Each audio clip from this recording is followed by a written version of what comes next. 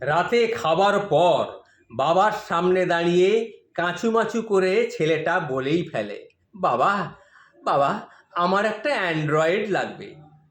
তখন বাবা বলে, দাম কত এ ফোনের? তখন ছেলে বলে, বেশি না, এই 15-20 হাজারের মতো।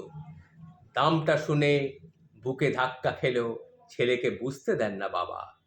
তবু ছেলে খুশি থাক। ছেলেকে যাতে ওঠাতে গিয়ে নিজে সেধে খাদের মধ্যে নেমে যান বাবা। মধ্যবিত্ত বাবাদের জুতোর তলা সবসময় ইতিহাসের সাক্ষ্য দেয়, ক্ষয়ে ক্ষয়ে, শোয়ে শোয়ে।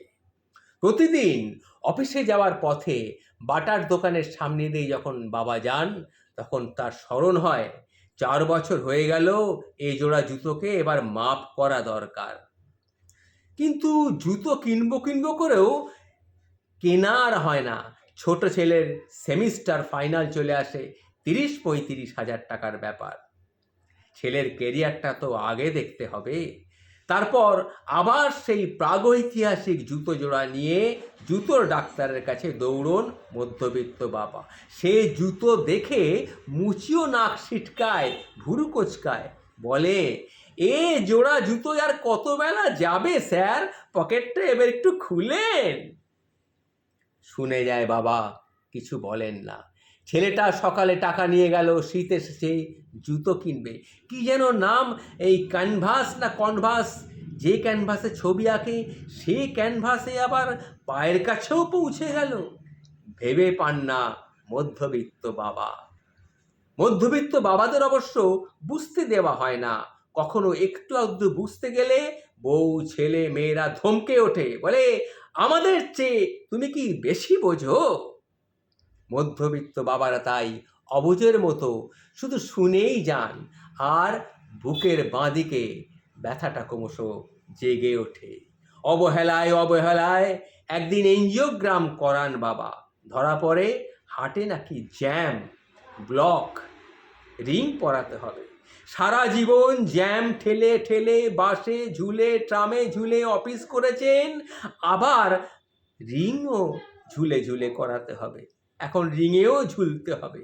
হাটে জ্যাম লেগে মধ্যবিত্ত বাবার কি করুণ অবস্থা দেখুন। এই রিং পরানো নিয়ে আবার টেনশন করা দরকার।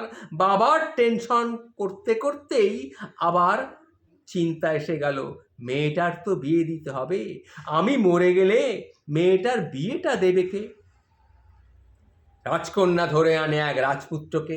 সে রাজপুত্রের আবার ভীষণ খিদে। ঘর সাজানোর পাশাপাশি রাজপুত্র 22 ক্যারেটের ডায়মন্ডের হীরের আংটি আবদার করেছে। আর মেয়েও বলে, দাও না বাবা, আমি তো তোমার একটাই মাত্র মেয়ে, আর জামাইও তোমার একটা। রাজকন্যা রাজপুত্রের ডায়মন্ডের রিং পরাতে গিয়ে নিজের হাতে রিং পরানোটা টঙের ওপরে তুলে রাখেন মধ্যবিত্ত বাবা। একটাই তো জামাই, বিয়ে হয় মহা ধুমধাম, হাজার হাজার মানুষ আন্ডে গন্ডে গিলে খায়, হলুদ ব্যান্ড পার্টি আসে, আর মধ্যবিত্ত বাবার লাল সুতোটা বেরিয়ে যায়। তবু কিন্তু মুখে হাসিটাকে ধরে রাখতে হয়। তারপর একদিন সেই মুহূর্তটা আসে, বুকে জেগে ওঠে ব্যথা। অবাক হন না বাবা, জানতেন অবহেলা একদিন ঠিক শোধ নেবে। বেশিরভাগ সময় হাসপাতালের পথে চোখ বন্ধ করেন বাবা। আর না, আইসিসিইউতে নিভে যায় সূর্যটা, কিছু না বুঝে। মধ্যবিত্ত বাবাদের হয়তো বুঝতে হয় না, তাদের কাজ হলো শুধু দিয়ে যাওয়া। মধ্যবিত্ত বাবারা হলেন চলমান সুপার স্টোর। এগোরার জায়গায় বাবাদের বসিয়ে দিলেই হয়। মধ্যবিত্ত বাবারা সূর্য হন, রোদ দেন, আবার গাছটাকে টেনে তুলে ছায়াও দেন, অক্সিজেন দেন। আমরা সেই সূর্যের ছায়া খেয়ে চোখে পড়ে রোদ চশমা লাগাই, যাতে করে সেই সূর্যের তেজ আমাদের চোখে না লাগে। তাই আমরা সূর্য থেকে পালাবার জন্যে লোগে আমরা রোদ চশমা লাগাই। বোঝা যায় না, কিন্তু যেদিন দপ করে সূর্যটা নিভে যায়, সেদিন বোঝা যায় সূর্যগ্রহণ কাকে বলে। নমস্কার বন্ধু। শুভ পিতৃদিবসে সবাইকে এটা বলে শোনালাম, বাবাদের প্রতি একটু সম্মান করবেন, সম্মান রাখবেন। নমস্কার।